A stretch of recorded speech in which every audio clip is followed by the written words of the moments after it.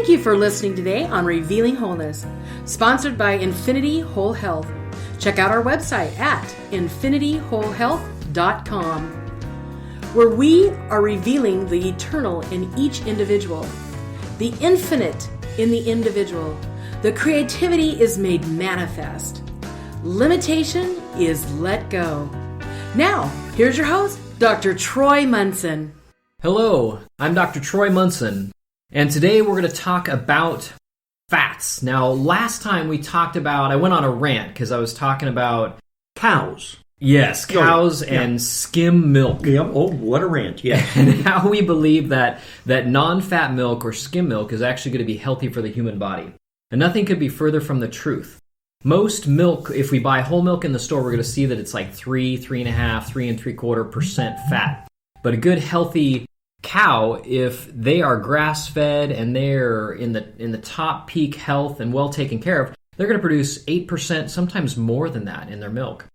And so that fat is really important for the cream industry to make heavy whipping cream, to make ice cream. That's really where they make most of their money. And they don't really want us to know that all the vitamin A's, the vitamin D's, the vitamin K's, the vitamin E's are all in that fat, and they're taking it from us. And so they're left over with all this skim milk that they really can't sell because there's really not a whole lot of nutritive value. And we've even proved it with farm animals. When we feed them skim milk, they're actually hungrier. They eat more. They get fatter. Get fatter, okay. And so a lot of people, when I start telling them fat's good for them, guess what they think? Oh, no. We can't be fat. We'll be obese. That's true. And so with fat, we want to at least understand how does the body make fat? How does it burn fat? What's its design? And so the design of the human body is that when we have a diet that's mostly fat, we burn fat.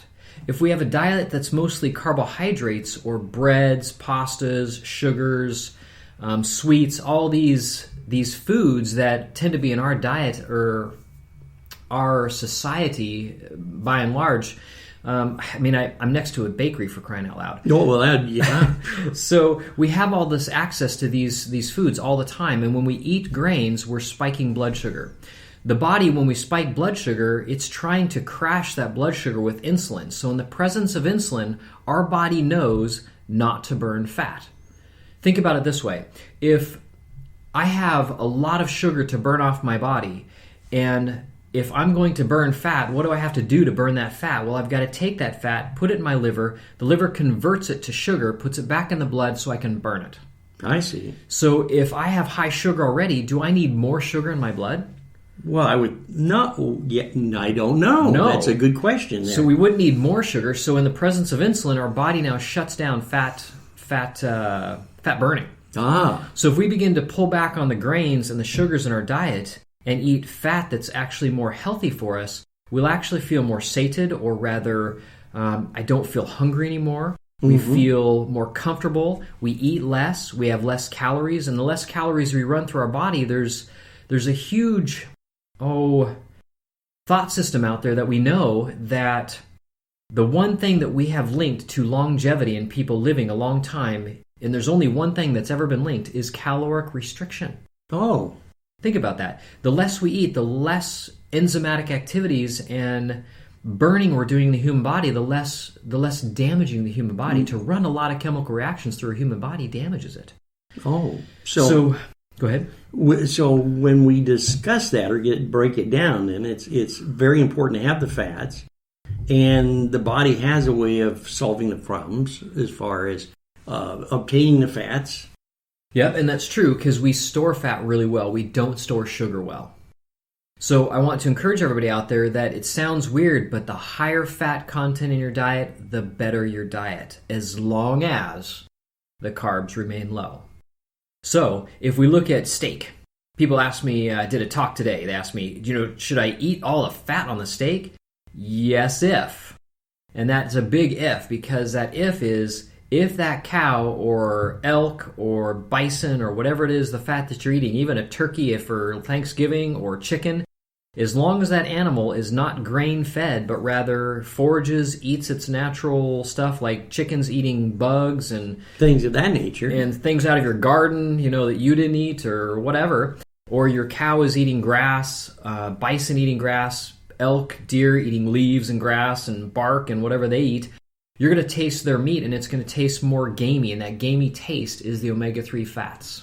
Oh. And so that taste difference that you're tasting is different to us. So we're used to grain-fed cows that taste like they taste. Like they taste, uh-huh. And you eat a cow that's been grass-fed and you're going to taste a very different kind of cow meat because you're going to taste the different fats. So if you had a choice between organic meat and grass-fed meat, you would want to go with the grass-fed meat. And people out there might say, well, gosh, what about all the toxins in our society, blah, blah, blah. Well, every animal has a liver for very good reason. And that's to filter out those toxicities and impurities. It's to detoxify the body and filter it out and put it in the gut and get rid of it. And so the liver doesn't hold on to toxins, it's just merely a filter. So even eating liver is excellent, doesn't matter the animal.